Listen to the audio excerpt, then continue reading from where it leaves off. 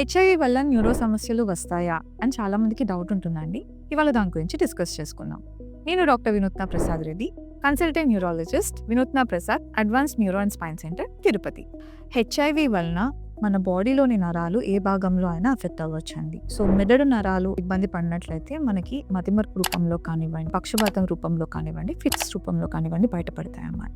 మెదడు చుట్టూ మనకి మెనింజెస్ అనే ప్రొటెక్షన్ ఉంటుంది. ప్రొటెక్షన్కి ఇన్ఫెక్షన్ రూపంలో అంటే హెచ్ఐవి వల్ల కావచ్చు, ఆర్ హెచ్ఐవి వల్ల ఇమ్యూనిటీ తగ్గడం వల్ల వేరే క్రిమి దాన్ని ఇన్ఫెక్ట్ చేయడం వల్ల కూడా మెనింజైటిస్ రూపం, ఇన్ఫెక్షన్ రూపంలో మనకి మేనిఫెస్ట్ అవుతుంటుంది.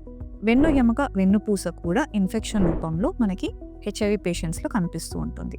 అలాగే వెన్నుపూస నుంచి వచ్చే నరం అంటే పెరిఫరల్ నర్వ్స్ కూడా హెచ్ఐవి వల్ల బాధింపబడతాయి. సో పెరిఫరల్ నర్వ్స్కి హెచ్ఐవితో సంబంధం రెండు విధాలుగా ఉంటుంది. ఒకటి హెచ్ఐవి ఇన్ఫెక్షన్ వల్ల అవుతుంది, రెండోది హెచ్ఐవి ఇన్ఫెక్షన్స్కి యూజ్ చేసే డ్రగ్స్ వల్ల కూడా అవుతుంది. మూడోది కండరవాతం అంటే మయోసైటిస్ కూడా హెచ్ఐవిలో మనకు కనిపిస్తూ ఉంటుంది. హెచ్ఐవి వల్ల న్యూరో సమస్యలతో మీరు బాధపడుతున్నట్లయితే you can contact me at Vinoothna Prasad advanced neuro and spine centre, Tirupati.